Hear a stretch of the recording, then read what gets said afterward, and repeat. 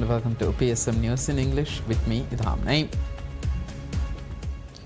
President Dr. Mohammad Moiz and First Lady Sajda Mohammad arrived in Saudi Arabia to undertake the sacred Hajj pilgrimage. According to a statement issued by the President's office, the Saudi government will host the President, the First Lady and their accompanying delegation as distinguished guests during their stay. The official delegation comprises several senior government officials and their spouses. Among those accompanying the President and First Lady are Minister of Finance and Planning Musa Zamir and Minister of Foreign Affairs Dr. Abdullah Khalil, both joined by their spouses. Minister of Islamic Affairs Dr. Muhammad Shahim Ali Said and Minister of Sports, Fitness and Recreation Abdullah Rafiu, each accompanied by their respective spouses, also travelled with the President.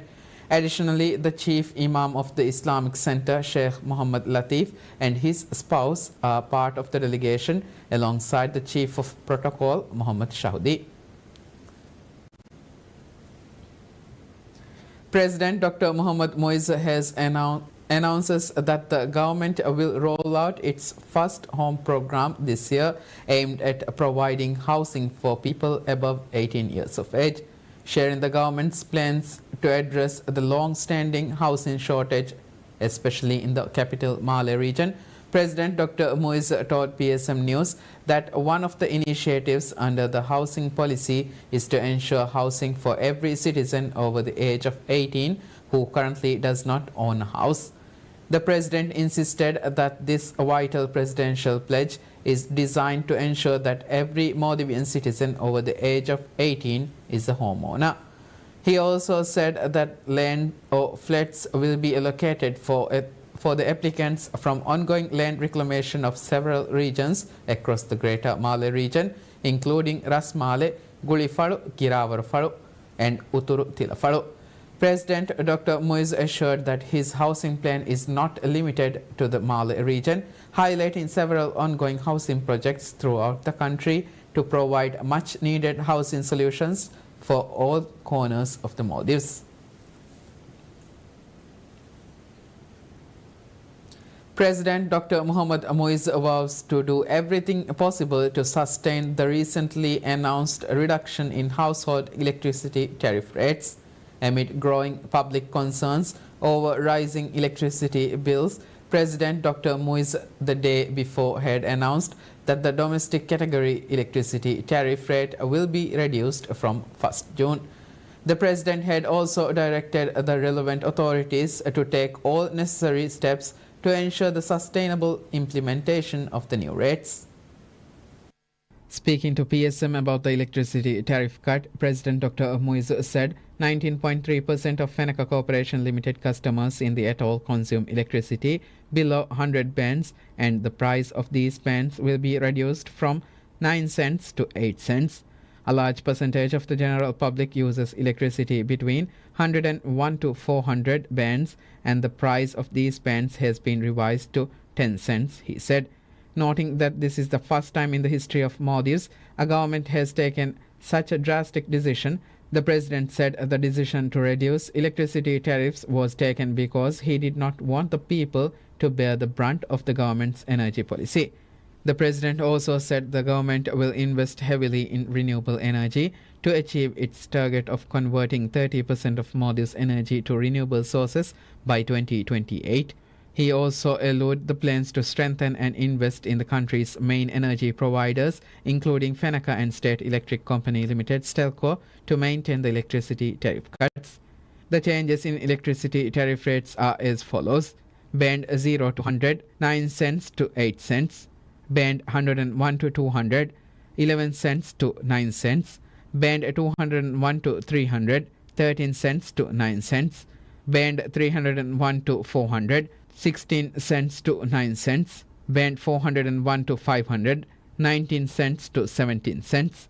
Band 501 to 600, 23 cents to 20 cents. Bands over 600, 27 cents to 24 cents. President Dr. Mohammad Moiz reaffirms his administration's commitment to preventive healthcare, calling on the public to embrace the government's tobacco control measures not as restrictions but as essential reforms to safeguard the nation's future health. His remarks issued on social media to mark World No Tobacco Day positioned tobacco control as a national priority, framing recent policy shifts as critical public health milestones rather than mere regulatory constraints. World No Tobacco Day, observed annually on 31st May, was established by the World Health Organization (WHO) in 1987, with its first official observance taking place the following year. The initiative aims to raise global awareness of the dangers of tobacco consumption and is led by the WHO in coordination with all UN member states, governments, public health organizations, and advocacy groups. This year's theme, Bright Products, Dark Intentions, Unmasking the Appeal, highlights industry tactics designed to make tobacco products appear more attractive, particularly to younger consumers. The module's latest policies reflect growing global efforts to confront these practices head-on. In recent years, the government has intensified measures to combat tobacco use, reinforcing its commitment to preventive healthcare. President Moise pointed to several landmark policies aimed at curbing consumption. With the generational ban set to take effect on November, individuals born on or after 1st January 2007 will no longer be permitted to buy, sell, or use tobacco products. The initiative, designed to cultivate a tobacco-free generation, complements other regulatory actions, including the government's decision to raise the legal tobacco purchasing age to 21. Efforts to strengthen tobacco control policies are accompanied by a broader call for public vigilance against industry influence. President Moise underscored the need for collective action, urging citizens to recognize tobacco control measures as proactive steps toward long-term health security. The module's approach aligns with the global public health strategies and reinforces national commitments to reducing tobacco dependency. In recognition of these efforts, the WHO recently honored President Moise with a special award for his leadership in advancing a tobacco-free society. President Dr. Mohamed Moise establishes a new state-owned company, Infrastructure Development Solution Company Limited, under Article 15 of the Companies Act. The company was formed by presidential decree and officially published in the Government Gazette on May 30th.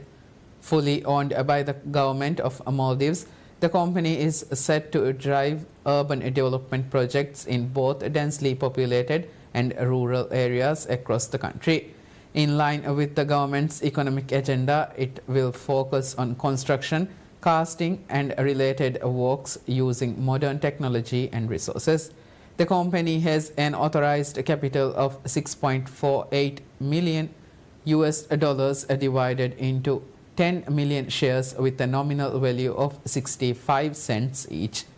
It will operate as a separate legal entity with its own seal and will have the legal capacity to enter into agreements and initiate or respond to legal proceedings in its own name. President Dr. Mohamed Moise announces plans to introduce a prescription glasses service through the state-owned Malek City Group of Hospitals. This announcement comes at the back of the decision to double the government's support to purchase prescription glasses through the Universal Health Insurance Scheme, ASANDA, to $130 from next month. Speaking to PSM News, the president said the government would not allow private opticals to take advantage of the increase in government support for prescription eyewear. To ensure that, the government has decided to start providing prescription glasses in government hospitals under the Malek City Group of Hospitals, which is designed to force private businesses to also provide quality glasses at affordable prices. The central health policy for that current administration is to ensure access to quality health care for every citizen without discrimination. The government has undertaken several initiatives to implement the policy. President stated that his administration aims to swiftly improve the public health sector, adding that he is also working to reduce the burden of traveling abroad to get healthcare services and to ensure that people can get the highest quality healthcare while staying in the country.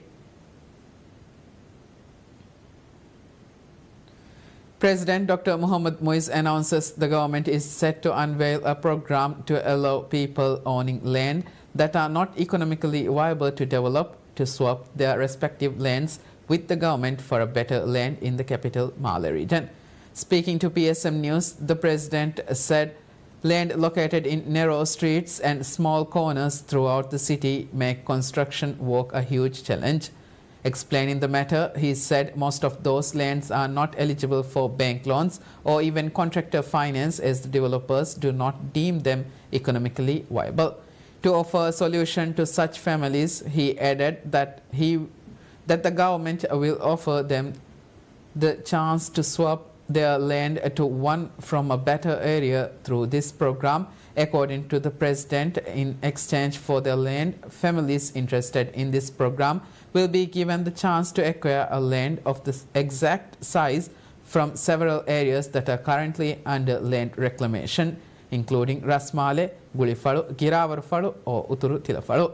He said the land exchange program will enable the government to decongest the capital, build more parks, green spaces and open areas aimed at making Male a more livable city.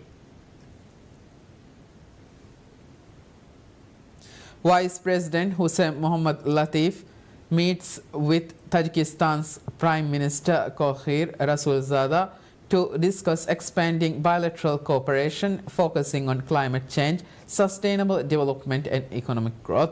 The meeting took place as Vice President Latif attended the high-level international conference on glaciers preservation held in Dushanbe from 29 to 31st May. With rising global concerns over environmental degradation, both leaders identified shared vulnerabilities and explored coordinated responses. The leaders acknowledged the Maldives' acute vulnerability to climate change, particularly the existential threat posed by rising sea levels. According to a statement issued by the President's office, with both nations facing distinct environmental challenges, they reiterated their commitment to advancing joint efforts in climate resilience and sustainability initiatives. Strengthening agricultural cooperation emerged as a priority at the discussions, with both sides exploring ways to reinforce existing partnerships. Tajikistan also signaled its ambition to develop its tourism sector, recognizing the Maldives' global expertise in hospitality and expressing interest in knowledge-sharing initiatives to bolster its own industry.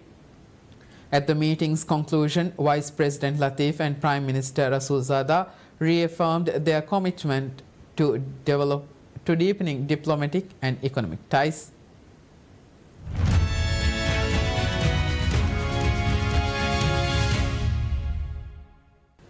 US President Donald Trump says that he has not yet seen the final agreement between Nippon Steel and US Steel, adding that any deal would require his approval. He made the remarks after returning to Washington from a campaign-style rally held near US Steel headquarters outside Pittsburgh. Earlier in the day, Trump announced plans to double tariffs on imported steel and aluminum from 25% to 50%, escalating pressures on foreign producers and intensifying his protectionist trade stance. Well, you'll see. But I have to approve the final deal with Nippon. And we haven't seen that final deal yet. But they've made a very big commitment, and it's a very big investment. It's the largest investment in the history of the state of Pennsylvania in any deal, not just steel. And it's thousands of steel workers, and not only there, all throughout the country. The announcement came as Trump promoted the pending $14.9 billion acquisition of US Steel by Japan's Nippon Steel.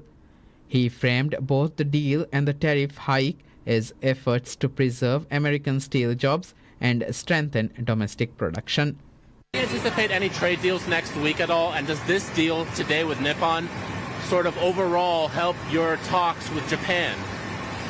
Well, Japan very much wants to make a trade deal. I don't think this has much to do with it, but certainly it certainly won't hurt. because we have a very good relationship with Japan. But as you know, Japan is in there right now negotiating as we speak, and they want to very much make a deal. The doubling of steel and aluminium levies intensifies Trump's global trade war and came just hours after the accused China of violating an agreement with the US to mutually roll back tariffs and trade restrictions for critical minerals.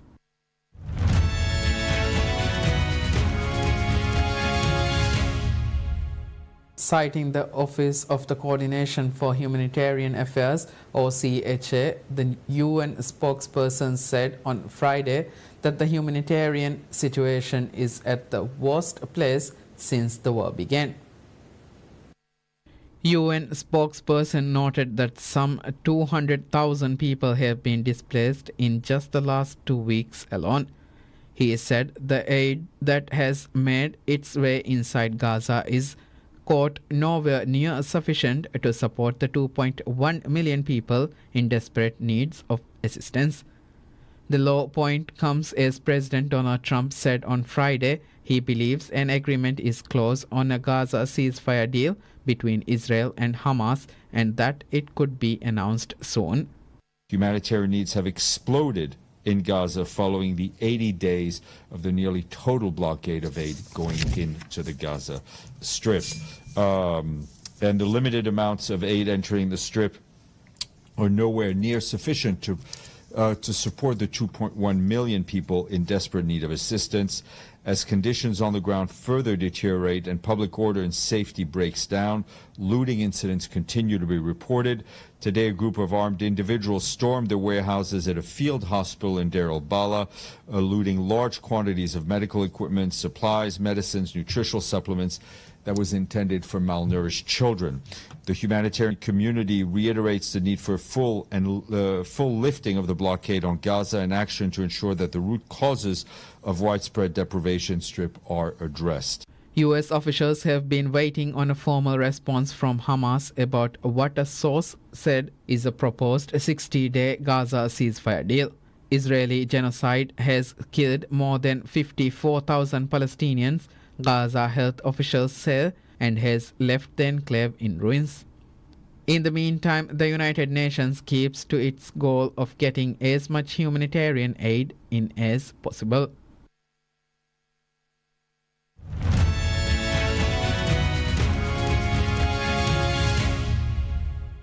Paris Saint-Germain manager Luis Enrique is confident that his youthful squad are ready to clinch their first Champions League title as they gear up for the final against Inter Milan.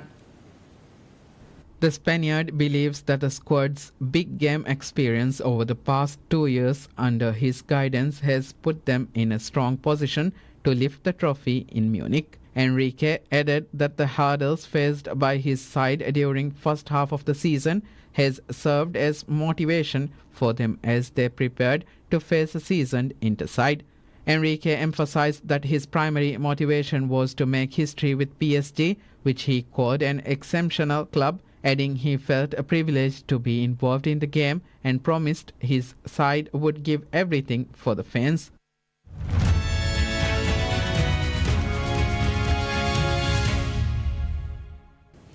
"3D mapping underwater drone reveals alarming coral reef degradation."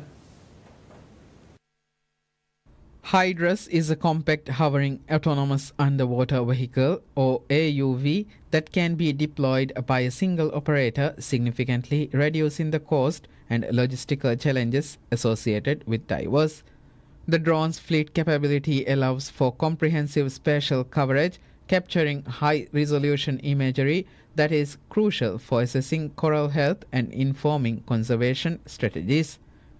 A shoal of 3 Hydrus drones work together to survey the reef, creating 3D digital models of the seabed, which revealed severe coral bleaching and fragmentation, exposing a hidden but rapidly escalating environmental crisis.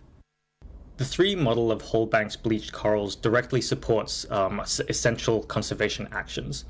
It is extremely difficult to conserve and monitor reefs if you don't have the data for it, and data like this helps guide conservation efforts.